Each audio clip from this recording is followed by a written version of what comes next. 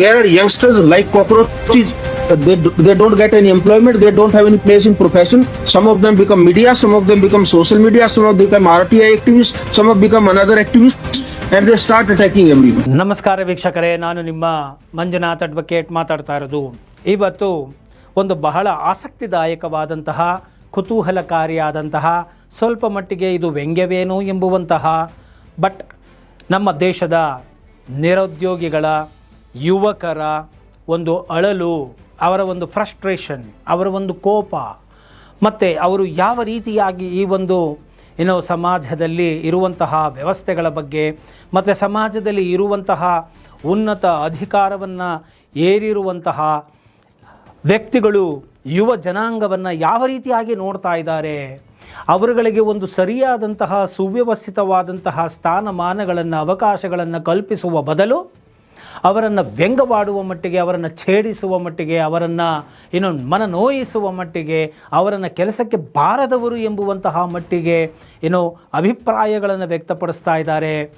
ಮತ್ತು ಇತ್ತೀಚೆಗಷ್ಟೇ ನಾವು ನೋಡ್ತಾ ಇದ್ದೇವೆ, ಎಲ್ಲಿ ನೋಡಿದರೂ ಅಲ್ಲಿ ವರ್ಕ್ಗಳು, ಕೆಲಸಗಳು ಲೇ ಆಫ್ ಆಗ್ತಾ ಇದೆ, ಕೆಲಸಗಳಿಂದ ತೆಗಿತಾ ಇದ್ದಾರೆ. AI ತಾಂತ್ರಿಕತೆಯಿಂದ ಮೊನ್ನೆಯೆಲ್ಲ ನಾವು ನೋಡಿದ್ವಿ, ಮೆಟಾಯಿಂದ 8,000 ಉದ್ಯೋಗಿಗಳನ್ನು ಏಕಾಏಕಿ ತೆಗೆದಿದ್ದಾರೆ. ಮೇಲ್ ಮುಖಾಂತರ 4-5 ಗಂಟೆಗೆ ಕಳಿಸ್ಕೊಟ್ಟು ಮೇಲ್ ಮುಖಾಂತರ ತೆಗೆದಿದ್ದಾರೆ. ಇದಿಷ್ಟೇ ಅಲ್ಲ, ಆಗಸ್ಟಲ್ಲಿ ಮುಂದುವರಿಯುತ್ತೆ, ಮಂತ್ ಎಂಡಲ್ಲಿ ಮುಂದುವರಿಯುತ್ತೆ. ಹೀಗೆ ಸಾಕಷ್ಟು ಕೆಲಸಗಳನ್ನು ಕಳೆದುಕೊಂಡು ನಿರುದ್ಯೋಗಿಗಳಾಗಿ, ಹತಾಶರಾಗಿ ಆತಂಕದ ಜೀವನವನ್ನು ನಡೆಸ್ತಾ ಇದ್ದಾರೆ. ಈ ಒಂದು AI ಟೆಕ್ನಾಲಜಿಯಿಂದ ಇಂತಹ ಒಂದು ನಿರುದ್ಯೋಗವನ್ನು ಅನುಭವಿಸುತ್ತಿರುವಂತಹ ಸಂದರ್ಭ ಮತ್ತು ಕೆಲಸವೇ ಸಿಗದಂತಹ ಯುವ ಜನಾಂಗಗಳಿಗೆ ಇರುವಂತಹ ಒಂದು ನೋವು, ಮತ್ತು ಇನ್ನೊಂದು ಕಡೆ ಯುದ್ಧಗಳು ನಡೀತಾ ಇದೆ, ಎಕನಾಮಿಕ್ ರಿಸೆಷನ್ ಆಗಬಹುದು ಎಂಬುವಂತಹ ಭಯಗಳು ಬರ್ತಾ ಇದೆ. ದೇಶದ ಉನ್ನತ ಪದವಿಯಲ್ಲಿ ಇರುವಂತಹವರು ದೇಶವನ್ನು ಸರಿಯಾದ ರೀತಿಯಲ್ಲಿ ಮುನ್ನಡೆಸದೆ ರೂಪಾಯಿಯ ಮೌಲ್ಯವು ಕುಸಿತಾ ಇದೆ. ಅದಕ್ಕೆ ಈಗೇನೋ ಒಂದು ಇಸ್ರೇಲು, ಇರಾನು ಈ ಯುದ್ಧವನ್ನು ನೆಪವಾಗಿಟ್ಟುಕೊಂಡು ಇದರಿಂದ ಇದೆಲ್ಲ ಆಗೋಗ್ತಾ ಇದೆ ಅಂತ ಹೇಳಿ, ಅದೇನೋ ಯಾರೋ ಏನು ತಿಂದರೆ ಅದನ್ನು ತಂದು ಕೋತಿ ಮೂತಿಗೆ ಒರೆಸೋದ್ರು ಅಂದಂಗೆ ಆ ಯುದ್ಧದ ಒಂದು ಪ್ರಸಂಗವನ್ನು ಹೇಳ್ತಾ ಇವತ್ತು ಅವರ ಎಲ್ಲ ವೈಫಲ್ಯಗಳನ್ನು ಅದರ ಕಡೆಗೆ ತಿರುಗಿಸೋ ಒಂದು ಮಟ್ಟಿಗೆ ಹೋಗ್ತಾ ಇವತ್ತು ದೇಶ ನಡೀತಾ ಇದೆ. ಇಂತಹ ಒಂದು ಸಂದರ್ಭಗಳಲ್ಲಿ, ಕೆಲಸಗಳೂ ಇಲ್ಲದಂತಹ ಸಂದರ್ಭಗಳಲ್ಲಿ ಕೋಟಿ ಕೆಲಸಗಳನ್ನು, ಉದ್ಯೋಗಗಳನ್ನು ನಿರ್ಮಾಣ ಮಾಡ್ತೀನಿ ಅಂತ ಮೋದಿಯವರು ಭರವಸೆಗಳನ್ನು ಕೊಟ್ಟಿದ್ದರು, ಉನ್ನತ ಸ್ಥಾನದಲ್ಲಿ ಇರುವಂಥವರು. ಆದರೆ ಅವರುಗಳಿಗೆ ಯಾವುದೇ ರೀತಿಯಾದ ಉದ್ಯೋಗಗಳನ್ನು ಕೊಡಲಿಲ್ಲ. ಇನ್ನು ಈ ಒಂದು ಸರ್ವೋಚ್ಚ ನ್ಯಾಯಾಲಯದ ಉನ್ನತ ಪೀಠವನ್ನು ಅಲಂಕರಿಸಿರುವಂತಹ ಮುಖ್ಯ ನ್ಯಾಯಮೂರ್ತಿಗಳಾದಂತಹ CJI chief justice of India Suryakant ರವರು ಮೊನ್ನೆ ಯಾವುದೋ ಒಂದು ಪ್ರಕರಣವನ್ನು ವಿಚಾರಿಸುವಂತಹ ಸಂದರ್ಭದಲ್ಲಿ ಅವರು ಬಳಸಿರುವಂತಹ ಒಂದು ಪದ ಹಾಗೂ ಹೇಳಿಕೆ ಈಗ ಎಲ್ಲೆಡೆ ವೈರಲ್ ಆಗ್ತಾ ಇದೆ. ಇದು ಯುವಜನರ ಫ್ರಸ್ಟ್ರೇಷನ್ಗೆ ಕಾರಣ ಆಗಿದೆ. ಆದ್ದರಿಂದ ಇದರ ಬಗ್ಗೆ ಇವತ್ತು ನಾನು ಮಾತನಾಡಬೇಕು. ಉನ್ನತ ಸ್ಥಾನದಲ್ಲಿರುವವರು ಜವಾಬ್ದಾರಿಯುತವಾಗಿ ನಡೆದುಕೊಳ್ಳಬೇಕು, ಮಾತನಾಡಬೇಕು, ಪ್ರೀತಿ ಅನುಕಂಪ ಅವರ ಮೇಲೆ ಇರಬೇಕು. ಹೇಳುವುದನ್ನು ಹೇಳುವ ರೀತಿಯಲ್ಲಿ ಹೇಳಬೇಕೇ ಹೊರತು ಅದನ್ನು ಹೇಗೆಂದರೆ ಹಾಗೆ ಹೇಳಿದರೆ ಅದು ತಪ್ಪಾಗುತ್ತದೆ ಎಂಬುವಂತಹ ಒಂದು ನಿಟ್ಟಿನಲ್ಲಿ ಇವತ್ತು ಈ ಸಮಾಜದಲ್ಲಿ ಒಂದು ಬೆಳವಣಿಗೆ ಆಗ್ತಾ ಇದೆ. ನೋಡಿ, ಈ ಒಂದು ವಿಚಾರಣೆಯ ಸಂದರ್ಭದಲ್ಲಿ chief justice of India Suryakant ರವರು ಮುಂದೆ ಒಬ್ಬ ವಕೀಲರು ಅರ್ಜಿಯನ್ನು ಹಾಕ್ಕೊಳ್ತಾರೆ. ನಾನು ಸೀನಿಯರ್ ಡೆಸಿಗ್ನೇಟೆಡ್ ಅಡ್ವೊಕೇಟ್ ಆಗಿ ಬಾಗಲು ಬಯಸ್ತೇನೆ, ನೀವು ಅದಕ್ಕೆ ಅಪ್ಲಿಕೇಶನ್ನ ನೀವು ಅಲೋ ಮಾಡಿ ನಮಗೆ ಅದಕ್ಕೆ ಅನುಮತಿಯನ್ನು ಕೊಡಬೇಕು ಅಂತ ಹೇಳಿ. ಅಂತಹ ಸಂದರ್ಭದಲ್ಲಿ ಅವರು ಅರ್ಹತೆ ಇಲ್ಲ ಅಂತ ಹೇಳಿದ್ರೆ ಅಂಥ ಸಂದರ್ಭದಲ್ಲಿ ಅವರು ಹೇಳ್ಬೋದಾಗಿತ್ತು, ಇಲ್ಲ ಇದನ್ನು ಅಕ್ಸೆಪ್ಟ್ ಮಾಡೋಕ್ಕಾಗಲ್ಲ, these are all the eligible criteria which you need to fulfil. ಈ ಅರ್ಹತಾ ಮಾನದಂಡಗಳನ್ನು ನೀವು ಫುಲ್ಫಿಲ್ ಮಾಡಿ ನಾವು ಮಾಡ್ತೇವೆ, ಇಲ್ಲಂದ್ರೆ ಮಾಡ್ಲಿಕ್ಕೆ ಬರೋದಿಲ್ಲ ಅಂತ ಅಷ್ಟು ಹೇಳಿದ್ರೆ ಸಾಕಾಗ್ತಾಯಿತ್ತು. ಆದರೆ ಅದನ್ನು ಮುಂದುವರಿಸಿ ಅವ್ರು ಏನು ಮಾತಾಡ್ತಾರೆ, ಈ ಪ್ರಪಂಚದಲ್ಲಿ ಯಾರಿಗೆ ಬೇಕಾದ್ರೂ ಕೂಡ ಸೀನಿಯರ್ ಡೆಸಿಗ್ನೇಟೆಡ್ ಅಡ್ವೊಕೇಟ್ ಕೊಡಬಹುದು, ಆದರೆ ನಿನಗೆ ಮಾತ್ರ ಕೊಡೋದಿಲ್ಲ ಅಂತ ಹೇಳ್ತಾರೆ. ಇಷ್ಟೇ ಸಾಲದು ಎಂಬುವಂತೆ ಇನ್ನೂ ಮುಂದುವರೆದು ಮಾತನ್ನು ಬಳಸ್ತಾರೆ. ಅವರು ಡೆಲ್ಲಿ ಹೈಕೋರ್ಟ್ ಏನಾದ್ರೂ ನಿಮಗೆ ಸೀನಿಯರ್ ಡೆಸಿಗ್ನೇಟೆಡ್ ಕೊಟ್ಟರೆ ನಾವು ಅದನ್ನು ತಿರಸ್ಕಾರ ಮಾಡ್ತೇವೆ ಅದನ್ನು ನಾವು ವಿಫಲ ಮಾಡ್ತೇವೆ ಎಂಬುವಂತಹ ಆಕ್ರೋಶವನ್ನು ಅವರು ವ್ಯಕ್ತಪಡಿಸ್ತಾರೆ. ಕಾರಣ ಅವರೇನೋ ಯಾವುದೋ ಒಂದು ಫೇಸ್ಬುಕ್ಗಳಲ್ಲಿ ಅವರು ಅವರದೇ ಆದಂಥ ಒಂದು ಅಭಿಪ್ರಾಯಗಳನ್ನು ವ್ಯಕ್ತಪಡಿಸಿ ಒಂದಷ್ಟು ಪೋಸ್ಟರ್ಗಳನ್ನು ಅವರು ಹಾಕಿದ್ರು. ಅಂತಹ ಸಂದರ್ಭಗಳಲ್ಲಿ ಅದನ್ನು ಮನಸ್ಸಿನಲ್ಲಿ ಇಟ್ಟುಕೊಂಡು ಇವರು ಇನ್ನೂ ಮುಂದುವರೆದು ಮಾತನಾಡ್ತಾರೆ. CJI ಸೂರ್ಯಕಾಂತ್ರವರು ಇತ್ತೀಚೆಗೆ ಈ ಒಂದು ನಿರುದ್ಯೋಗ ಹೆಚ್ಚು ತಾಂಡವ ಆಡ್ತಾ ಇರೋದರಿಂದ ಇವರುಗಳಿಗೆ ಕೆಲಸ ಇಲ್ಲ, ಮಾಡೋಕ್ಕೆ ಕೆಲಸ ಇಲ್ಲ, ಮಾಡೋಕ್ಕೆ ಸರಿಯಾದ ರೀತಿಯಲ್ಲಿ ವೃತ್ತಿಗಳಿಲ್ಲ. ಅಂತಹ ಸಂದರ್ಭಗಳಲ್ಲಿ ಈ ಒಂದು ಕೆಲವೊಂದು ಸಂದರ್ಭಗಳಲ್ಲಿ ಈಗ ಫೇಕ್ ಅಡ್ವೊಕೇಟ್ಗಳು ಬಂದುಬಿಡ್ತಾರೆ. ಇಲ್ಲಿ ಯಾಕೆ ಫೇಕ್ ಅಡ್ವೊಕೇಟ್ ವಿಚಾರ ಬಂತು ಅನ್ನೋದ್ರ ಬಗ್ಗೆ CJIನವರೇ ಸ್ಪಷ್ಟನೆಯನ್ನು ಕೊಡಬೇಕಾಗುತ್ತೆ. ಇಲ್ಲಿ ಜೂನಿಯರ್ ಡಿಸಿಗ್ನೇಟೆಡ್ ಇರೋರು ಸೀನಿಯರ್ಗೆ ಕೇಳಿದಾಗ ಅವರು ಅಡ್ವೊಕೇಟ್ ಅಲ್ವಾ ಅನ್ನೋದು ಅಷ್ಟನ್ನು ಮಾತ್ರ ಹೇಳಬೇಕು, ಅದಕ್ಕಿಲ್ಲ ಅಂತ ಹೇಳಿ ಕಳಿಸ್ಬೇಕು. ಅದನ್ನು ಬಿಟ್ಟು ಇಲ್ಲಿ ಫೇಕ್ ಅಡ್ವೊಕೇಟ್ಗಳು ಕೆಲವು ಸರ್ಟಿಫಿಕೇಟ್ಗಳನ್ನು ಮಾಡ್ಕೊಂಡಿರ್ತಾರೆ, ಫೇಕ್ ಅಡ್ವೊಕೇಟ್ಗಳಿರ್ತಾರೆ, ಮತ್ತು ಯುವಕರು ಇತ್ತೀಚೆಗೆ ಇರ್ತಾರೆ, ಇವರಿಗೆ ಕೆಲಸನೂ ಸಿಗೋದಿಲ್ಲ, ವೃತ್ತಿಯೂ ಸರಿಯಾದ ರೀತಿಯಲ್ಲಿ ಇರೋದಿಲ್ಲ. ಇಂಥವರೆಲ್ಲ ಮೀಡಿಯಾಗೆ ಬಂದುಬಿಡ್ತಾರೆ, ಸೋಷಿಯಲ್ ಮೀಡಿಯಾಗೆ ಬರ್ತಾರೆ, ಮತ್ತು ಸಮಾಜದ ಮೇಲೆ ಇವರು ದಾಳಿಯನ್ನು ಮಾಡ್ತಾರೆ, ಘಾಸಿಗೊಳಿಸ್ತಾರೆ, RTI ಕಾರ್ಯಕರ್ತರಾಗಿ ಬಿಡ್ತಾರೆ, ಮತ್ತು ಇನ್ನೇನೋ ಆ್ಯಕ್ಟಿವಿಸ್ಟ್ಗಳಾಗಿ ಬಿಡ್ತಾರೆ. ಈ ರೀತಿಯಾಗಿ ನಾಲಿಗೆಯನ್ನು ಹರಿಬಿಟ್ಟು ಅವರು ಪೀಠದ ಮೇಲೆ ಕುಳಿತು ಅವರ ವೈಯಕ್ತಿಕ ಅಭಿಪ್ರಾಯಗಳನ್ನು ಅವರು ವ್ಯಕ್ತಪಡಿಸಿಬಿಡ್ತಾರೆ. ಇದೇನಾಗುತ್ತೆ, RTI ಆ್ಯಕ್ಟಿವಿಸ್ಟು ಅಂದರೆ ಅದು ತಪ್ಪ, ಯಾವುದಾದ್ರೂ ಒಂದು ಆ್ಯಕ್ಟಿವಿಸ್ಟ್ಗಳಾಗಿ ಹೋರಾಟಗಳನ್ನು ಮಾಡುವುದು ತಪ್ಪ, ಇದು ಕಾನೂನು ವಿರೋಧವಾದಂತಹ ಕೆಲಸನ? ಖಂಡಿತ ಅಲ್ವಾ. ಮತ್ತು ಈ ಒಂದು ಸೋಷಿಯಲ್ ಮೀಡಿಯಾ ತಪ್ಪ? ಇವತ್ತು ಎಜುಕೇಷನ್ ಪರ್ಪಸ್ ಅಂತೇಳಿ ಸಾಕಷ್ಟು ಜನ ಇವತ್ತು ಮಾತನಾಡ್ತಾ ಇದ್ದಾರೆ. ಇವತ್ತು ಎಷ್ಟೋ ಮಾಧ್ಯಮಗಳು ಕೈಗೊಂಬೆಗಳಾಗಿದ್ದಾವೆ. ಆದರೆ ಎಷ್ಟೋ ಜನ ತಮ್ಮ ವೈಯಕ್ತಿಕ ಸ್ವಾತಂತ್ರ್ಯವನ್ನು ಉಪಯೋಗಿಸಿ, ವಾಕ್ ಸ್ವಾತಂತ್ರ್ಯವನ್ನು ಉಪಯೋಗಿಸಿ ತಮ್ಮ ಅನುಭವಗಳನ್ನು ವ್ಯಕ್ತಪಡಿಸ್ತಾ ಇದ್ದಾರೆ. ಇದರಿಂದ ಸಾಕಷ್ಟು ಅನುಕೂಲನೂ ಆಗ್ತಾ ಇದೆ, ಅನಾನುಕೂಲನೂ ಆಗ್ತಾ ಇದೆ. ಇಲ್ಲ ಅಂತ ನಾನು ಹೇಳೋಕೆ ಹೋಗೋದಿಲ್ಲ. ಅದು ತಗೊಳ್ಳೋದ್ರ ಮೇಲೆ ಹೋಗುತ್ತೆ. ವಿವೇಚನಾ ಶಕ್ತಿ ತೆಗೆದುಕೊಳ್ಳುವವರ ಮೇಲೂ ಇರಬೇಕಾಗುತ್ತೆ. ಆದರೆ ಇಂಥ ಸಂದರ್ಭಗಳಲ್ಲಿ ಇವರು ಇಂತಹ ಮಾತುಗಳನ್ನು ಮಾತನಾಡಿ ಅವರನ್ನು ಘಾಸಿಗೊಳಿಸುವುದಲ್ಲದೆ ಇದು ಯುವ ಜನರ ಮನಸ್ಸಿನ ಮೇಲೆ ಪ್ರಭಾವ ಬೀರಿದೆ. ಅವರಿಗೆ ಮನಸ್ಸಿಗೆ ನೋವುಂಟಾಗಿದೆ. ನಮ್ಮನ್ನೇ ನೀವು ನಿರುದ್ಯೋಗಿಗಳು ಅಂತೀರಾ, ನಾವು ಜಿರಳೆಗಳು ಅಂತ ಕರಿತೀರಾ ನಮ್ಮನ್ನು? ಹೌದು, ನಾವು ಜಿರಳೆಗಳೇ. ಏನಿವಾಗ ನಾವು ಈ ಒಂದು ಸಮಾಜದಲ್ಲಿ ಅವ್ಯವಸ್ಥೆಗಳು ತಾಂಡವಾಡಿದಾಗ, ಗಲೀಜು ಜಾಸ್ತಿ ಆದಾಗ, ಡಸ್ಟ್ಗಳು ಧೂಳುಗಳು ಜಾಸ್ತಿ ಆದಾಗ, ಕೊಳಕು ಜಾಸ್ತಿ ಆದಾಗ ಇದನ್ನೆಲ್ಲ ತಿನ್ನೋಕ್ಕೆ ಕ್ಲೀನ್ ಮಾಡೋದಕ್ಕೆ ಬರ್ತೇವೆ ನಾವು ಜಿರಳೆಗಳು. ನಾವು ಜಿರಳೆಗಳ ತಂಡವನ್ನೇ ಕಟ್ತೇವೆ ಎಂಬುವಂತೆ ಆಕ್ರೋಶವನ್ನು ವ್ಯಕ್ತಪಡಿಸಿದ್ದಾರೆ. ನಿರುದ್ಯೋಗಿಗಳು ಅಂತ ನೀವು ಮೇಲಕ್ಕೆ ಸೀಟಿನಲ್ಲಿ ಕೂತ್ಕೊಂಡು ಉನ್ನತ ಪದವಿಯಲ್ಲಿ ಕೂತ್ಕೊಂಡು ಮಾತನಾಡ್ತೀರಲ್ಲ, ಇಂತಹ ನಿರುದ್ಯೋಗಿಗಳು ಯಾಕಾಗಿದ್ದಾರೆ? ಇವರಿಗೆ ಕೆಲಸವನ್ನು ಕೊಡುವಂತಹ ಜವಾಬ್ದಾರಿ ಇಲ್ವಾ? ಪ್ರಧಾನಮಂತ್ರಿ ಸ್ಥಾನವನ್ನು ಅಲಂಕರಿಸಿದಂಥವರು ಎಲೆಕ್ಷನ್ ಟೈಮ್ಗಳಲ್ಲಿ ಕೇಳ್ತಾರೆ, ನಾನು ಉದ್ಯೋಗ ಸೃಷ್ಟಿ ಮಾಡ್ತೀನಿ ಅಂತ ಹೇಳಿ. ಆದರೆ ಈಗ ನೋಡಿದ್ರೆ ಉದ್ಯೋಗ ಸೃಷ್ಟಿ ಮಾಡಲ್ಲ. ನೋಡಿದ್ರೆ ಬೋಂಡ್ ಹಾಕಿ, ಬಜ್ಜಿ ಹಾಕಿ, ಪುಟಬಾತಲ್ಲಿ ಅಂತ ಹೇಳ್ತಾರೆ. ಸ್ವಂತ ಉದ್ಯೋಗಗಳನ್ನು ಕಟ್ಕೊಳ್ಳಿ ಅಂತ ಹೇಳ್ತಾರೆ. ಆದರೆ ಎಲ್ಲರೂ ಈಗ ಸ್ವಂತ ಉದ್ಯೋಗಗಳನ್ನು ಕಟ್ಕೊಳ್ತಾರೆ. ಅವ್ರನ್ನೆಲ್ಲ ಯಾರು ಬಂಡವಾಳ ಕೊಡೋರು ಯಾರು? ಸೊ ಹಾಗಿದ ಮೇಲೆ ಎಷ್ಟು ಕಾಲೇಜುಗಳು ಬರಬೇಕು, ಎಷ್ಟು ಜನಸಂಖ್ಯೆ ಇದೆ, ಎಷ್ಟು ಜನ ಲಾಯರ್ಸ್ ಬೇಕು, ಡಾಕ್ಟರ್ಸ್ ಬೇಕು, ಇಂಜಿನಿಯರ್ಸ್ ಬೇಕು, ಅಷ್ಟನ್ನು ಮಾತ್ರ ಪರ್ಮಿಷನ್ ಕೊಡಿ. ಯಾಕೆ ಪಾರ್ಥೇನಿಯಂಗಳ ಗಿಡಗಳಂತೆ ಎಲ್ಲ ರಾಜಕಾರಣಿಗಳು ಮೆಡಿಕಲ್ ಶಾಪ್ಗಳನ್ನು, ಮೆಡಿಕಲ್ ಹಾಸ್ಪಿಟಲ್ಗಳನ್ನು, ಮೆಡಿಕಲ್ ಕಾಲೇಜುಗಳನ್ನು, ಇಂಜಿನಿಯರ್ ಕಾಲೇಜುಗಳನ್ನು, ಎಜುಕೇಷನ್ ದಂಧೆ ಮಾಡಿಕೊಂಡಿರೋದು ಯಾಕೆ? ಸಾವಿರಾರು ಸಹಸ್ರಾರು ಪದವೀಧರರನ್ನು ರಿಲೀಸ್ ಮಾಡೋದು ಯಾಕೆ? ಯಾವುದಕ್ಕೂ ಒಂದು ಪ್ಲ್ಯಾನ್ ಇಲ್ವಾ? ಅವರವರಿಗೆ ಬಿಟ್ಟುಬಿಡಿ. ಕೋಟ್ಯಾಂತರ ರೂಪಾಯಿ ಖರ್ಚು ಮಾಡಿಕೊಂಡು ಡಿಗ್ರಿಗಳನ್ನ ಮಾಡ್ಕೊಂಡು ಬಂದವ್ರಿಗೆ ನೀವು ಬಂಡ ಬಜ್ಜಿ ಹಾಕಿ ಅಂದರೆ ಹೇಗೆ ಅರ್ಥ? ಜವಾಬ್ದಾರಿಯುತವಾಗಿ ಮಾತನಾಡಬೇಕಲ್ವಾ? ಸೊ ಇಂಥದ್ರ ಬಗ್ಗೆ ಕೇಳುವಂತಹ ಧೈರ್ಯ ಈ ಒಂದು ನ್ಯಾಯಾಲಯಗಳಿಗೆ ಇಲ್ಲ. ಮತ್ತು ಅವರೇ ಫೇಕ್ ಸರ್ಟಿಫಿಕೇಟ್ಗಳನ್ನು ಇಟ್ಕೊಂಡು ಅಧಿಕಾರಗಳಿಗೆ ಬಂದಿದ್ದಾರೆ ರಾಜಕೀಯ ವ್ಯಕ್ತಿಗಳು. ಅವರನ್ನು ಕೇಳುವಂತಹ ಧೈರ್ಯ ಇಲ್ಲ, ಅವರ ವಿರುದ್ಧವಾಗಿ ಕ್ರಮಗಳನ್ನು ತೆಗೆದುಕೊಳ್ಳುವಂತಹ ಧೈರ್ಯ ಇಲ್ಲ ಇವರಿಗೆ. ಈ ಯುವ ಜನತೆಯನ್ನು ಇವರು ಪ್ರಶ್ನೆ ಮಾಡ್ತಾರೆ. ಹೌದು, ನಿಮಗೆ ಉದ್ಯೋಗ ಕೊಡೋ ಯೋಗ್ಯತೆ ಇಲ್ಲ. ಯಾಕೆ ಇನ್ನೂ ಏನು ಮುಂದುವರೆದು ಪ್ರಶ್ನೆ ಮಾಡ್ತಾ ಇದ್ದಾರೆ ಯುವ ಜನತೆ ಅಂತ ಹೇಳಿದ್ರೆ, ಕೋರ್ಟ್ಗಳಲ್ಲಿ ಸ್ಟಾಫ್ಗಳಿಲ್ಲ. ಈ ರೀತಿಯಾಗಿ ಜನಗಳು ನ್ಯಾಯ ಸಿಗದೆ ಒದ್ದಾಡ್ತಾ ಇದ್ದಾರೆ. ನಿಮಗೆ ಎಷ್ಟು ಕೇಸುಗಳಿದ್ದಾವೆ, ಎಷ್ಟು ಕೇಸುಗಳನ್ನು ಎಷ್ಟು ದಿನದಲ್ಲಿ, ತಿಂಗಳಲ್ಲಿ ಇತ್ಯರ್ಥ ಮಾಡಬೇಕು, ಅದಕ್ಕೆ ಬೇಕಾದಂಥ ಸ್ಟಾಫ್ಗಳು ಏನು, ಅದನ್ನು ಯಾವ ರೀತಿ ರೆಕ್ರೂಟ್ ಮಾಡ್ಕೋಬೇಕು, ಆ ಪೋಸ್ಟ್ಗಳನ್ನು ಫುಲ್ಫಿಲ್ ಮಾಡಿಸ್ಕೊಳ್ಳೋದಕ್ಕೆ ಇವರಿಗೆ ಯೋಗ್ಯತೆಗಳಿಲ್ಲದಂತ ಆಗ್ತಾ ಇದೆ, ಇವರುಗಳಿಗೆ ಶಕ್ತಿ ಇಲ್ಲದಂತ ಆಗ್ತಾ ಇದೆ. ಇದನ್ನು ಪ್ರಶ್ನೆ ಮಾಡಿದ್ದಾರೆ. ಮತ್ತು 5.5 ಕೋಟಿ ಕೇಸುಗಳನ್ನು ನೀವು ಪೆಂಡಿಂಗ್ ಇಟ್ಕೊಂಡು ಕೂತಿದ್ದೀರಾ.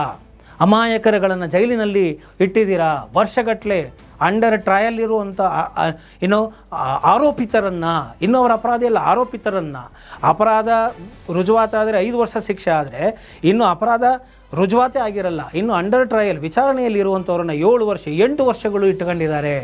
ಇಂತಹ ಉದಾಹರಣೆಗಳು ನೂರಾರು ಬಿದ್ದಿದೆ ಕೋರ್ಟ್ಗಳಲ್ಲಿ. ಇಂತಹ ಒಂದು ಪರಿಸ್ಥಿತಿಗಳು ನಿರ್ಮಾಣ ಆಗಿರೋದು ಯಾರಿಂದ? ನೀವು ಉದ್ಯೋಗಗಳನ್ನು ಇಟ್ಕೊಂಡು, ಉನ್ನತ ಪದವಿಗಳಲ್ಲಿ ಇಟ್ಕೊಂಡು ಯಾವ ಸುಧಾರಣೆಯನ್ನು ಮಾಡಿದ್ದೀರಾ? ಸ್ವಚ್ಛ ಸಮಾಜವನ್ನು ಕೊಟ್ಟಿದ್ದೀರಾ?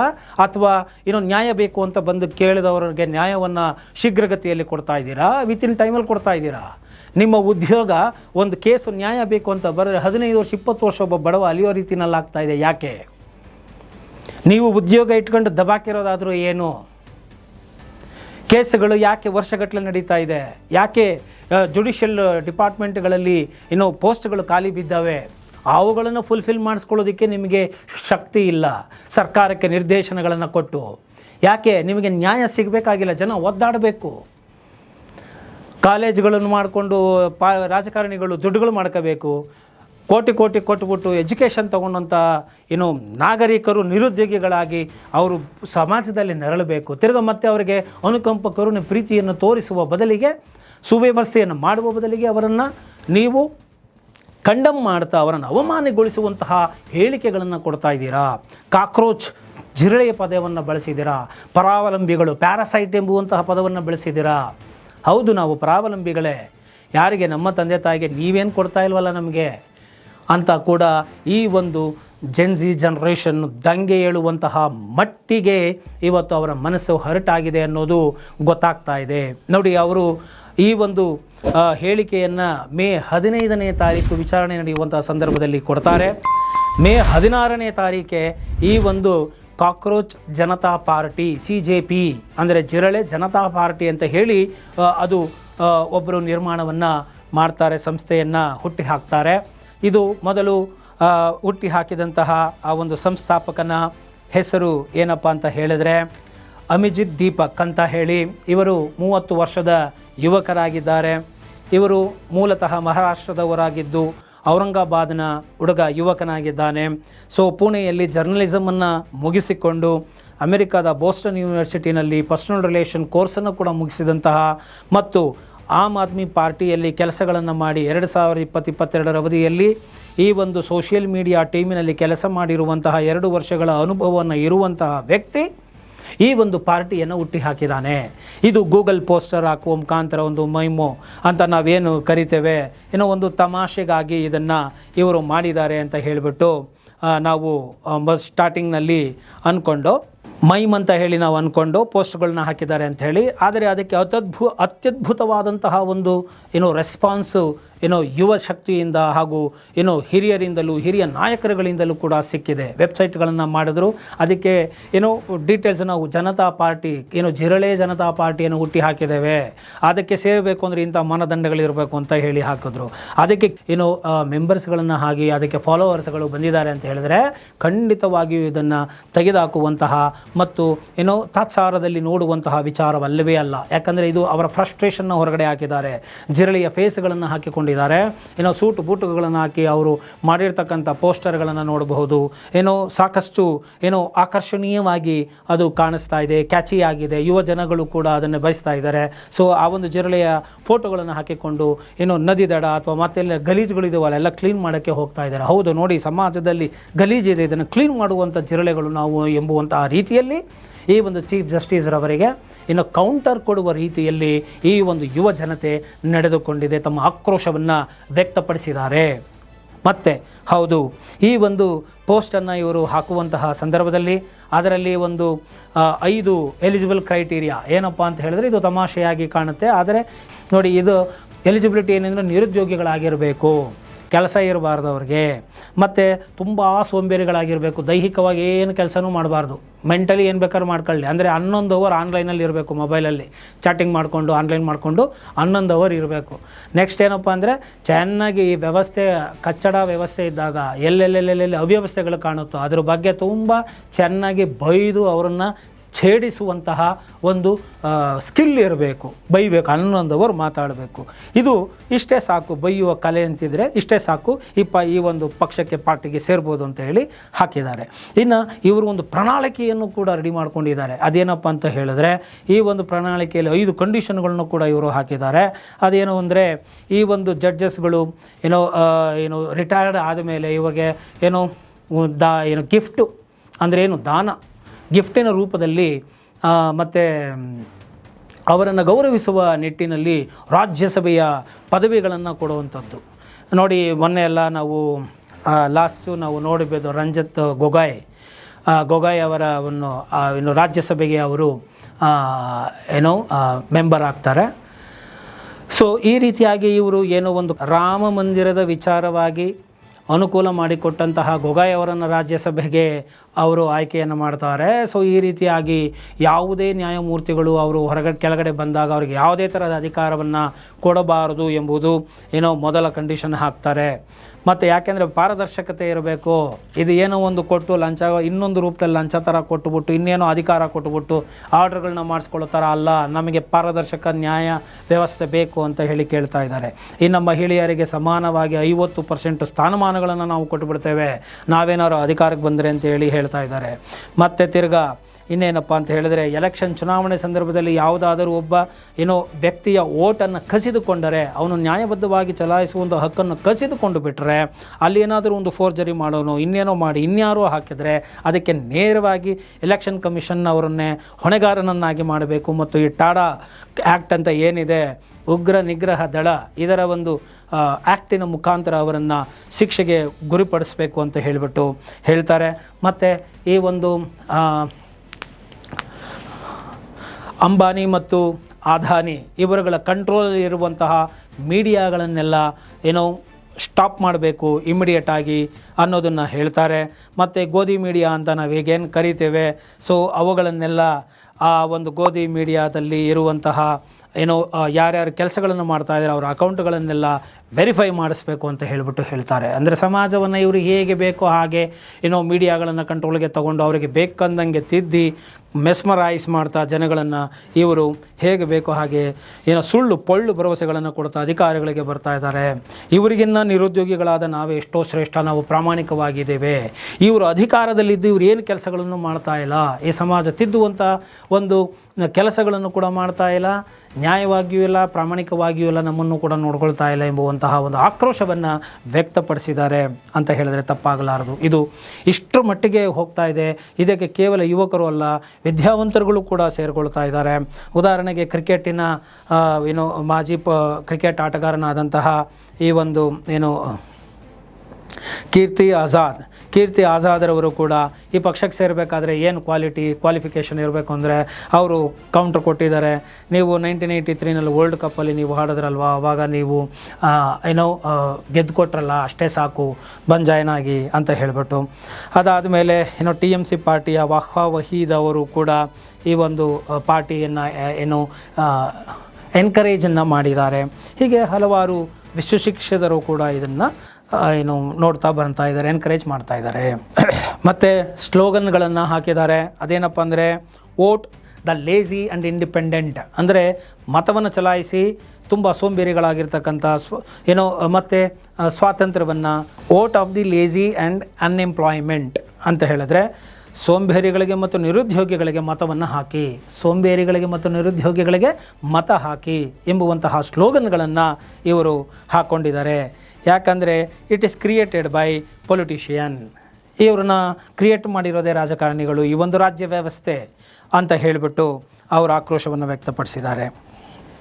ಮತ್ತು ಇದು ಅಫಿಷಿಯಲ್ ಆಗಿ ಪಾರ್ಟಿ ಅಂತೇಳಿ ಇನ್ನೂ ರಿಜಿಸ್ಟ್ರೇಷನ್ ಮಾಡಿಲ್ಲದೆ ಹೋದರು, ಇದು ಒಂದು ಮೈಮಾಗಿ ಇದು ಕ್ರಿಯೇಟ್ ಮಾಡಿ ಈಗ ಇಷ್ಟೊಂದು ಅಭೂತಪೂರ್ವವಾದಂತಹ ಒಂದು ಫಾಲೋವರ್ಸ್ಗಳು ಇರೋದರಿಂದ ಇದು ಮುಂದಕ್ಕೆ ಪಕ್ಷವಾಗಿ ಎಲೆಕ್ಷನ್ಗೂ ಕೂಡ ನಿಂತು ಟಾಂಗ್ ಕೊಡುವಂತಹ ಮಟ್ಟಿಗೆ ಕೂಡ ಇದು ಬೆಳೀತಾ ಇದೆ ಅನ್ನೋದನ್ನು ನಾವು ಕಾಣಬಹುದಾಗಿದೆ. ಎಲ್ಲೆಲ್ಲೂ ಕೂಡ ಇದೇ ವಿಚಾರಧಾರೆಗಳು ಕಂಡು ಬರ್ತಾ ಇದೆ. ಪರಾವಲಂಬಿ ಪ್ಯಾರಾಸೈಟ್ ಫ್ರಂಟ್ ಅಂತಲೇ ಇದನ್ನು ಕರೀತಾ ಇದ್ದಾರೆ. ಅಂದರೆ ಪರಾವಲಂಬಿಗಳು ಅಂತೇಳಿ ನೀವು ಕರೆದಿದ್ದೀರಾ, ಇರಲಿ ಪರವಾಗಿಲ್ಲ, ನಾವು ಕೆಲಸಗಳನ್ನು ಕೊಟ್ಟರೆ ಮಾಡೋದಕ್ಕೆ ನಾವು ಕೂಡ ರೆಡಿ ಇದ್ದೇವೆ ಅಂತ ಹೇಳಿ ಟಾಂಗನ್ನು ಕೊಟ್ಟಿದ್ದಾರೆ. ಮತ್ತು ಇದನ್ನು ಇದು ಕಾಮಿಡಿನ ಅಥವಾ ಇಲ್ಲಿ ಮಾತ್ರ ಇದು ನಡೆದಿದೆಯಾ, ಬೇರೆ ಕಡೆ ಎಲ್ಲೂ ನಡೆದಿಲ್ವಾ ಅಂತ ಹೇಳಿದ್ರೆ, ಇದೇ ತರಹದ್ದು ಏನೋ ನಮಗೆ ಯುರೋಪಲ್ಲಿ, ಜರ್ಮನಿನಲ್ಲಿ, ಆಸ್ಟ್ರೇಲಿಯಾದಲ್ಲಿ, ಪೋಲ್ಯಾಂಡಲ್ಲಿ ಕೂಡ ಇದೆಲ್ಲವೂ ಕೂಡ ನಡೆದಿದೆ. ಸಾಕಷ್ಟು ಇದೇ ಥರದ ಒಂದು ಏನೋ ಹಾಸ್ಯದ ರೀತಿಯಲ್ಲಿ ಈ ಒಂದು ಪಕ್ಷಗಳು ರಚಿತವಾಗಿ ಅವು ಸೀಟನ್ನು ಕೂಡ ಗೆದ್ಕೊಂಡಿದ್ದಾವೆ. ಉದಾಹರಣೆಗೆ ಪೋಲೆಂಡಲ್ಲಿ ಏನೋ ಪೊಲೀಸ್ ಬಿಯರ್ ಲವರ್ಸ್ ಅಂತ ಹೇಳಿಬಿಟ್ಟು 1991ನಲ್ಲಿ 16 ಸೀಟುಗಳನ್ನು ಕೂಡ ಅವರು ಗೆದ್ಕೊಂಡಿದ್ದಾರೆ. ಮತ್ತು ಜರ್ಮನಿಯ ಬಿಯೋ ಪಾರ್ಟಿ ಅಂತ ಹೇಳಿ ಅವರು ಕೂಡ ಈ ಒಂದು ಏನೋ ಒಂದು ಕ್ರಾಂತಿಯನ್ನು ಹಾಡಿದರು. ಸೊ ಇಲ್ಲಿ ಒಟ್ಟಾರೆಯಾಗಿ ನಾವು ಏನು ನೋಡಬೇಕು ಅಂತ ಹೇಳಿದ್ರೆ, ಈ ಒಂದು ಕ್ಲಾಸ್ ಪೀಪಲ್ಗಳು, ಉನ್ನತ ಅಧಿಕಾರಿಗಳದಲ್ಲಿರೋರು, ನಮ್ಮಲ್ಲಿ ಬಡತನದ ರಾಷ್ಟ್ರ, ಜನಗಳು ಎಲ್ಲ ಬಡವರೇ ಜಾಸ್ತಿ ಇದ್ದಾರೆ, ನಿರುದ್ಯೋಗಿಗಳು ಜಾಸ್ತಿ ಇದ್ದಾರೆ, ಅಥವಾ ನಿರುದ್ಯೋಗಿಗಳು ಆಗ್ತಾ ಇದ್ದಾರೆ ಬಿಕಾಸ್ ಆಫ್ AI ರೆವಲ್ಯೂಷನ್ನು. ಸೊ ಇಂಥವರೆಲ್ಲ ಸೇರಿದ್ರೆ ಮೆಜಾರಿಟಿ ಆಗ್ತಾರೆ. ಇವ್ರುಗಳು ಕಷ್ಟಗಳು ಗೊತ್ತಾಗೋದು ಯಾರಿಗೆ? ಅಂಥವ್ರಿಗೇ. ಸೊ ಆದ್ದರಿಂದ ಏನು ಮಾಡಬೇಕು, ನಾವು ಆ ಒಂದು ಪಕ್ಷಕ್ಕೆ ನಾವು ಓಟುಗಳನ್ನು ಹಾಕಿಬಿಟ್ರೆ ನಮ್ಮ ಕಷ್ಟಗಳನ್ನ ಅವ್ರು ಅರ್ಥ ಮಾಡ್ಕೊಳ್ತಾರೆ ಎಂಬುವಂತಹ ರೀತಿಯಲ್ಲಿ ಜನಗಳ ಮನಸ್ಸು ಪರಿವರ್ತಿತ ಆಗಿಬಿಟ್ರೆ, ಈ ಒಂದು 80% ಕೆಲಸ ಇಲ್ಲದೆ ಕೂತಿದ್ದಾರೆ ಅಂತಿರಲ್ಲ, ಅವರುಗಳೇ ಪಕ್ಷಗಳನ್ನು ಕಟ್ಟಿ ಅವರೇ ಸರ್ಕಾರವನ್ನು ರಚನೆ ಮಾಡಿ ಅವರೇ ಈ ಒಂದು ರಾಜ್ಯವನ್ನು ಆಳುವಂತಹ ಮಟ್ಟಿಗೆ ಕೂಡ ಬರುವುದರಲ್ಲಿ ಏನೋ ಆಶ್ಚರ್ಯ ಏನಿಲ್ಲ, ಬಂದರೂ ಬರಬಹುದು.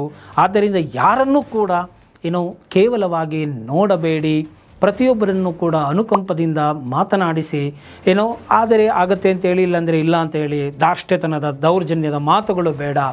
ಏನೋ ಒಂದು ಸರ್ವೋಚ್ಚ ನ್ಯಾಯಾಲಯದ ನ್ಯಾಯಮೂರ್ತಿಗಳಾಗಿ ಕುಳಿತಂಥವರು ಯುವಕರನ್ನು ಈ ರೀತಿಯಾಗಿ ಮಾತನಾಡಿ, ನಾನು ಅದನ್ನು ಹಾಗೆ ಹೇಳೇ ಇಲ್ಲ, ಯಾರು ಫೇಕ್ ಅಡ್ವೊಕೇಟ್ಗಳಿದ್ದಾರೋ ಅಥವಾ ಫೇಕು ಏನೋ ಯೂತ್ಸ್ಗಳು ಇದ್ದಾರೋ ಅಂಥವ್ರಿಗೆ ನಾನು ಇದನ್ನು ಹೇಳಿರೋದು ಅಂತ ಹೇಳಿದ್ರೆ, ಸೊ ಸ್ಟೇಟ್ಮೆಂಟು ಕ್ಲೀನಾಗಿ ಇದೆ. ನೀವು ಆ ವಿಡಿಯೋ ಕ್ಲಿಪ್ಗಳನ್ನ ನೋಡಿದ್ರೆ ನಿಮಗೆ ಗೊತ್ತಾಗುತ್ತೆ. ಸೊ ನೀವೇ ಇದನ್ನು ತೀರ್ಮಾನ ಮಾಡಿ ವೀಕ್ಷಕರೇ. ಯಾರ ಮನಸ್ಸನ್ನು ನೋಯಿಸುವಂತಹ ಒಂದು ಕೆಲಸ ಬೇಡ, ಮಾತುಗಳು ಬೇಡ. ಎಲ್ಲರನ್ನು ಪರಸ್ಪರ ಗೌರವಿಸೋಣ. ಮತ್ತು ಯುವಕರು ತಮ್ಮ ಶಕ್ತಿ ಏನು ಎಂಬುದನ್ನು ಯಾವ ಕ್ಷಣದಲ್ಲಿ ಯಾವ ರೀತಿಯಲ್ಲಿ ವ್ಯಕ್ತಪಡಿಸ್ತಾರೆ ಅನ್ನೋದು ಗೊತ್ತಿಲ್ಲ. ಸೊ ಆದ್ದರಿಂದ ಬೀದಿಗೆ ಇಳಿದು ಅವರು ಪ್ರತಿಭಟಿಸುವ ಒಂದು ಮಟ್ಟಿಗೆ ಹೋಗಬೇಡಿ. ಮೊನ್ನೆ ಎಲ್ಲ ಧಾರವಾಡದಲ್ಲಿ ಸಾಕಷ್ಟು ಲಕ್ಷಾಂತರ ಜನ ಬೀದಿಗೆ ಇಳಿದು ಪ್ರತಿಭಟನೆಯನ್ನು ಮಾಡಿದ್ರು. ಅಂಥ ಸಂದರ್ಭದಲ್ಲಿ ಲಾಠಿ ಪ್ರಹಾರಗಳಾದವು. ಈಗ ಏನಾಗ್ತಾ ಇದೆ, ಬೀದಿಗೆ ಇಳಿದ್ರೆ ತೊಂದರೆಗಳು, ಲಾಠಿ ಪ್ರಹಾರ ಆಗುತ್ತೆ, ಈ ಥರದ್ದೆಲ್ಲ ಆಗುತ್ತೆ. ಅಂದರೆ ಆನ್ಲೈನ್ ಮುಖಾಂತರನೇ ಈ ರೀತಿಯಾಗಿ ಕ್ರಾಂತಿಯನ್ನು ಮಾಡ್ತಾರೆ. ಜನಗಳಿಗೆ ಇದೆಲ್ಲ ಗೊತ್ತಾಗೋ ಮಟ್ಟಿಗೆ ಆಗುತ್ತೆ. ಕೊನೆಗೆ ಒಂದು ದಿವಸ ಬೀದಿಗೂ ಇಳಿತಾರೆ. ಸೊ ಆದ್ದರಿಂದ ಇದು ಪ್ರಜಾಪ್ರಭುತ್ವ ವ್ಯವಸ್ಥೆ. ಇಲ್ಲಿ ಪ್ರಜೆಗಳನ್ನು ಗೌರವಿಸಿ, ಸೊ ಅವರಿಗೆ ಬೇಕಾದಂತಹ ವ್ಯವಸ್ಥೆಗಳನ್ನು ಮಾಡಿಕೊಡುವುದರ ಬದಲು ಅಧಿಕಾರದಲ್ಲಿ ಕೂತಿರೋರು ದರ್ಪದ ದೌಷ್ಟ್ಯದ ಮಾತುಗಳನ್ನು ಆಡುವುದು ನಿಲ್ಲಿಸಬೇಕು. ಅವರಿಗೆ ಅನುಕಂಪ, ಸಾಂತ್ವನ, ಪ್ರೀತಿಯಿಂದ ಮಾತನಾಡಿ ಅವರಿಗೆ ಅವಕಾಶಗಳನ್ನು ಕೊಡುವಲ್ಲಿ, ಮತ್ತು ಇಂತಹ ಅವ್ಯವಸ್ಥೆಯನ್ನು ಸೃಷ್ಟಿ ಮಾಡೋದಕ್ಕೆ ಕೇವಲ ರಾಜಕಾರಣಿಗಳು, ಸರ್ಕಾರ ಅಷ್ಟೇ ಕಾರಣ ಅಲ್ಲ. ಇನ್ನು ಸುಮೋಟೋ ಪವರ್, ಸುಪ್ರೀಂ ಪವರನ್ನು ಇಟ್ಟುಕೊಂಡಿರ್ತಕ್ಕಂತಹ ಜುಡಿಷಿಯಲ್ ಸಿಸ್ಟಮು ಕೂಡ ಕಾರಣ ಆಗಿದೆ. ಪಾರ್ಲಿಮೆಂಟ್ ಪವರ ಏನು ಜುಡಿಷಿಯಲ್ ಪವರ ಅಂತ ಹೇಳಿ ಕಿತ್ತಾಟಗಳು ಮಾಡಿಕೊಂಡು ಜುಡಿಷಿಯಲ್ಲೇ ಪವರ್ ಅಂತ ಆದಮೇಲೆ ಇನ್ನು ತಮ್ಮ ಜುಡಿಷಿಯಲಲ್ಲೇ ಪೋಸ್ಟ್ಗಳನ್ನು ಫಿಲಪ್ ಮಾಡ್ಕೊಳ್ಳೋಕ್ಕೆ ಇವ್ರ ಕೈಲಿ ಆಗ್ತಾ ಇಲ್ಲ. ಇನ್ನು ಜನಗಳಿಗೆ ಉದ್ಯೋಗವನ್ನು ಇವರು ಎಲ್ಲಿ ಕೊಡಿಸ್ತಾರೆ ಅಂತ ಹೇಳಿ ಲೇವಡಿ ಮಾಡುವಷ್ಟು ಮಟ್ಟಿಗೆ ನ್ಯಾಯಾಂಗಗಳು ಕೂಡ ಇರಬಾರ್ದು. ಇದರನ್ನು ಸೀರಿಯಸ್ ಆಗಿ ತಗೊಳ್ಬೇಕು.